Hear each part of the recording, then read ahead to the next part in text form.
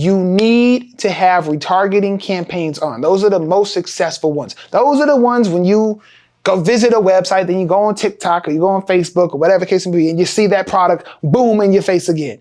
And they'll probably be in your face for the next 20 to 30 days. You might see that thing. Those are the greatest type of ads, because a lot of people, again, it is low conversion rates. A lot of people are doing research. For example, I'll talk about my industry. It's a lot of research going on. So you need to make sure that they remember your brand. You need to pop up in front of them again, so that when they are ready to make that purchase, that they remember you. Or maybe they're just, they wasn't ready in that moment to make a purchase, but they needed like an hour. Maybe they were surfing at work, and then they got off work, and then they want to complete their sale. If you pop up again, like, oh yeah, shoot, I need to get that. Those type of ads, they work beautifully.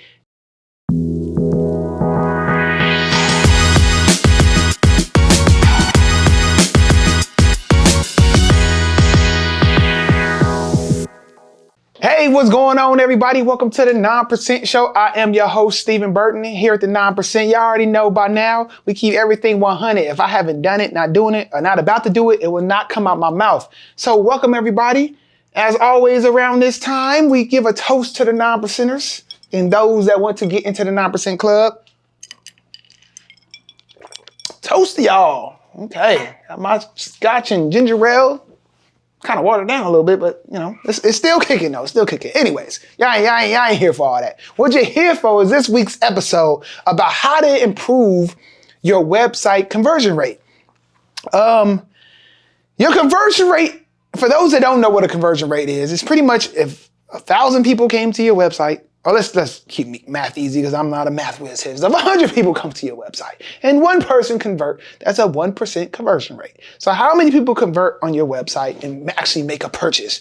And if you're not getting purchases on your e-commerce store, what are we doing? You're probably about to go out of business. So the fact of the matter is, with conversion rates in e-commerce, it is already low to begin with. I mean, you're talking about 1 to 2% and you're doing okay. If you hit 3%, like, you super killing the game. Like, it's just fact of the matter, because it's not really nothing you're doing too bad to that degree, but it's just so much traffic out there. If your website is getting a lot of traffic, maybe it's also, showing up on some how-to thing, and people are just like looking at your images a lot and really don't have an interest in buying, but they just bring in a lot of traffic. So sometimes your conversion rate can really be skewed.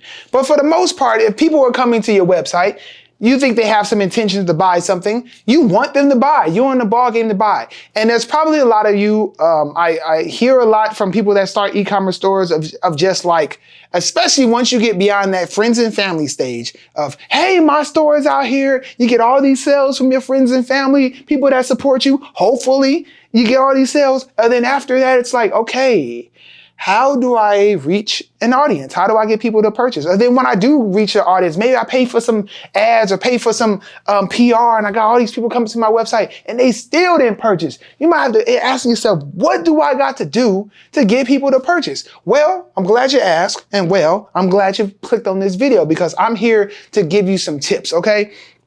And like everything else that we do here at the 9%, it is not no cookie cutter stuff. We're going to go deeper. Granted, there's some things, some basic stuff you can always make sure you have right. Always make sure your photos are amazing. The more money you charge for your product, the more amazing your photos need to be. If you're selling a luxury handbag, then your photos need to look like, oh my goodness, it's a $2 million photo shoot for this handbag. Okay, so like, photos have to be amazing. Your website speed has to be fast. Ain't nobody got time to be sitting there letting your website load. People's patience is very, very limited, and they will move on and or think your website is ghetto. And how could they trust putting their credit card information on this old and slow website?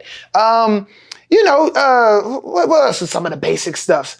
Page title, your description, all that stuff makes a difference. And I would say, if you get your basics together, you should be in a good mode. But we're not talking about basic stuff. Right now, we're going to really dive deep into some increasing in conversion rate strategies that you can really I'm gonna force you to think more, but if you apply these things, I guarantee you, you will start seeing some more success into your e-commerce store. So without further ado, we're gonna talk about 4 points here, and we go dive into number 1, okay? Number 1 is really understanding your product, your customer, and psychology, okay?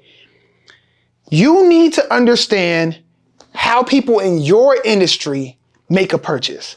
Not just some cookie cutter, oh, I'm here, I opened up business and I opened up this e-commerce store, add to cart, checkout. No, you really need to dive deep. You need to understand, in your industry, does it take a customer to do a lot of research? Or is your type of customer impulsive buying? A lot of fashion websites, a lot of clothing websites, and more it's like impulsive type things. Like, what does it really take your customer to complete that sale?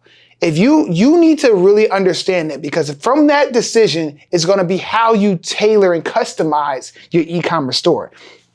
If it requires more information on the page, if it requires like a lot of research, it's going to be important to make that customer feel as confident as possible to make that purchase. It might be a video that you need to support it with. It might be, just more documentation. It might be like, click and a pop-up happens right there. But everything has to be in that space of like, no more than the first fold. I mean, and that's really where you scroll down the first time, or if you're on a mobile phone, you kind of go down the first time because nobody's digging all far for key information. But if that is the case, if somebody does have a lot of research, then you have to understand that your follow-up game, and we're going to talk about this a little later in one of the topics, but your follow-up game with collecting, making sure you have the right pixels on your website so that you can advertise to them again, or that you could send them good information, or maybe on your website, it leads to a blog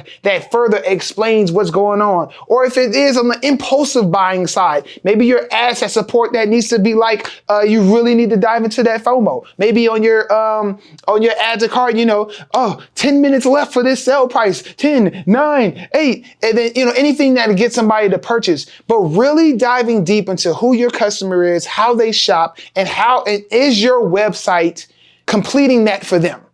If it's not, and you need some custom things done to your website, do not get stuck behind a template, okay? If you need to do some custom things, I don't care if you need to pay a developer to do it. That's what you need to do. You need to do whatever it takes for your customer to feel comfortable to make that purchase. Let's talk about psychology. Like, all this is with psychology, really. I mean, the behavior of your customer, but you really want to dive deep and like even take your own experience. Like, how do you shop? Like, what do you click? What do you swipe? What do you look at? Do you look at your product description when you go somewhere? Or do you mainly just look at the photos? Like, what is going on? You just really need to figure out and go deep into your customer, deep into your industry, and go beyond a template and customize your website to that, okay? The number 2 thing we're going to talk about is lowering your bounce rate. This comes into a customer psychology as well, but it's really about strategically thinking about your website, how it's structured, the sitemap of it, how you strategically link to other relevant pages. Everything that you do, it's like, well, I guess I need to define what a bounce rate is. A bounce rate is if somebody comes to your website and they immediately leave. They don't go to another page on your website. So if you have a high bounce rate, that is bad. You want to have as low of a bounce rate as possible. And so one of the key things there that you want to really take account of is that you really want to make sure you have a seamless mobile experience. A lot of people design websites on their laptop, on your desktop, because it's just a lot more convenient. So it's hard to design a website on your phone or on your tablet, okay? But the thing that gets a lot of people tripped up is you want to optimize your website for mobile first. Even though you're working on a desktop or a laptop to create the website, you need to always be checking the mobile view of it, how it looks on mobile. If it looks better on mobile and it doesn't look that great on desktop, I say rock with it. Like, you got to understand that 70-80% of the traffic nowadays is all coming from, mobile or tablets and those type of small devices. So you really need to make sure that it's a seamless experience. But when you do that, and then understanding the limitations that you have on a mobile view, there's things and strategies that you need to do to keep people, on your website. If they enter in through a product, do you have related products that they could also see? Is the related products all the way at the bottom? A lot of times website templates have those all the way at the bottom. How do you clearly show other sections of your website right there on the product page? A lot of times you got to click the little hamburger thing and then know how to navigate, or maybe the way you word your menu. Like, keep it simple. Is it, let's say you call it, I'm trying to think of an example here. Well, let's just stick with my thing. If suits and tuxedos. If I say, tailcoats, right? And that's a section. Do a lot of people know what a tailcoat is? Not really. I mean, I should have that just under tuxedos for you to see it. So you can just say, oh, tuxedos, oh, suit. Like, or maybe you just have, black suits, red suits, this, that, like really basic way of people navigating to get to they want to get to. You're the expert. You understand all these details. I don't think everybody that comes to my website know what a notch lapel is, know what a peak lapel is, know what a double breast is, single breasted. So when you have some of these sections on your website, you really got to dumb it down, and not that how people navigate to it. You should have your website or the page itself structured with these certain type of titles, because that's also people that search for those things. That's how you show up. But there's a separating thing of like how your page title, your meta description, and the things that are shoot to Google for SEO purposes, or then versus when people are actually on your website and what they see and feel when they're there. It's just really you just really have to strategize the structure of your website. I keep saying don't live within a template. Whatever you do, you just need to structure your whole website so that people have a seamless experience. They can easily flow to certain type of things. And getting on to this next point I'm going to tell you how the best way I think there is to really understand how people are navigating your website, and understand that maybe they're not navigating the way you thought they were when you designed it. And so number 3 is to use hotjar.com. I need to be sponsored by them because I keep giving them shouts out, but I really think they are the best thing smoking for any e-commerce website, mainly because you can actually see recordings of how people look, interact, move around on your website. They also have like heat maps and things like that. Like you can see where majority of the mouse movement is on your page. You can just see so much, but the recordings itself are like golden, because you actually will see how many times people actually, like for example, when I did it for one of the first times I did that on my personal website, I was shocked to see how few people actually click the drop down menu for the size. They just came on there, looked at the image, didn't look at the product description. They didn't scroll down a little bit, and then they never clicked the thing. And it got me thinking, it was like, man, by the time they come back to it or finally decide to click the size, and then some of the stuff is out of stock, or they're not even seeing it. Like they could be getting real hype looking at a product that's not even available, like, or doesn't have wide availability with every single size available, or just make it. It also showed me like those type of actions that people are doing research. Like for me, my average order, it takes them about 30 days to make a purchase decision. But I'm also in the formal wear industry. People's events are very down the line. People prep early for weddings and things like that. So there's a lot of research that go into, I like to call my industry a high consideration purchase. So they're spending all that time, but it made sense the way they were navigating the site. If someone's clicking the add to cart or clicking the drop down menu to see what size, or clicking the sizing chart, or doing these actions that say, oh, they are ready and they have a high intent, ready to buy mentality, then it would tell you something about your website. It would tell you something about your users. Remember, going back to point 1, like, are they impulse buyers? Are they heavy research buyers? Like, how do you need to know? So looking at how people navigate your website is key. You might see that, oh, you have these related products all the way down here, but no one scrolls down there. Or, oh, no one ever clicks my menu, like at all. Like maybe I need to put a simple text menu, or whatever the case may be. Like you start seeing these things on how people navigate, and everything that seems good for you, it might tell you, oh man, I need to move my add to cart button a little higher.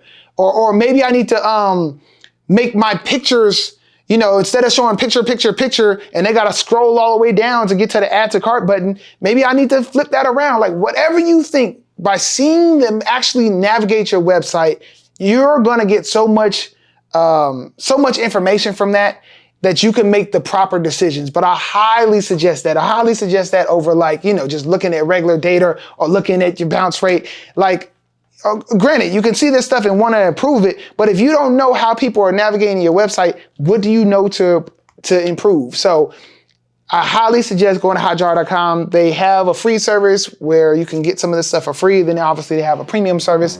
I assume it's still free. I think I still have the free service. I paid for it for a little bit, but I don't know, whatever. Hotjar.com is really cool. Definitely check that out. Okay. And, all right. So once you get through all that, you know, you get understand your product, your customer, the psychology of all that, you lowered your bounce rate, you made your website more seamless and converting better, you're seeing some things on Hotjar, some recordings, you made some changes. After that, then the next thing you want to do, you really want to make sure you are running retargeting ads. If you are going to pay for any type of ads, whether you have a high budget or low budget, you need to have retargeting campaigns on. Those are the most successful ones. Those are the ones when you go visit a website, then you go on TikTok or you go on Facebook or whatever case may be, and you see that product, boom, in your face again. And they'll probably be in your face for the next 20 to 30 days. You might see that thing. Those are the greatest type of ads because a lot of people, again, it is low conversion rates. A lot of people are doing research. For example, I talk about my industry. It's a lot of research going on. So you need to make sure that they remember your brand. You need to pop up in front of them again so that when they are ready to make that purchase, that they remember you. Or maybe they're just, they wasn't ready in that moment to make a purchase, but they needed like an hour. Maybe they were surfing at work and then they got off work and then they want to complete their sale. If you pop up again, like, oh yeah, shoot, I need to get that. Those type of ads, they work beautifully. There's so many, by the way, it's Google, Facebook, they got like things where like literally AI, just like literally you connect your store to it and it could do it for you. But retargeting type of ads are the best type of ads. They're the highest converting type of ads.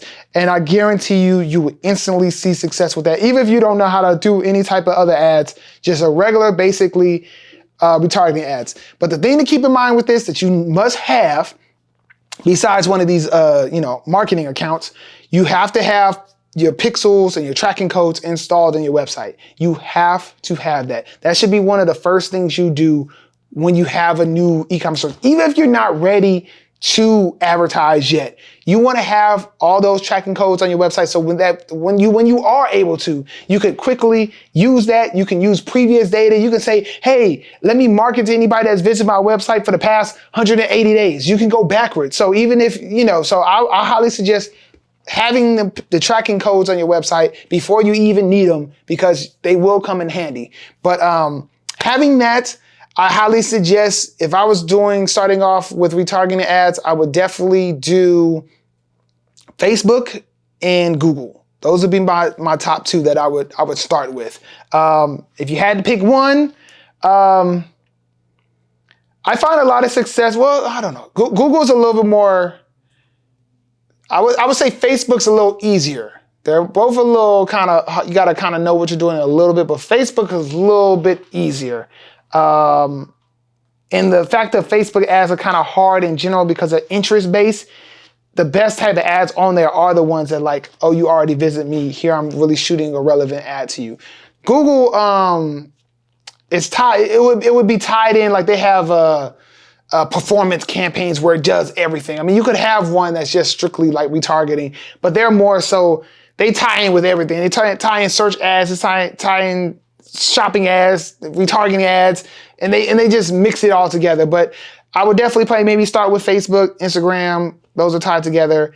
Then a little bit of Google. That's how I would attack it if starting with retargeting ads, and go from there. Okay. So with those four things, I guarantee, like my man Charles Barkley says, but I guarantee you will see a higher conversion rate if you follow those four things. You can thank me later. Or you can thank me now and like this video. subscribe to our channel. And if you felt some value in this video, please don't just hide it and don't just keep it for yourself. Share it to somebody. Put it out there in the atmosphere. Let somebody find it. Until next time, I will catch you on the 9%. See you later. Peace.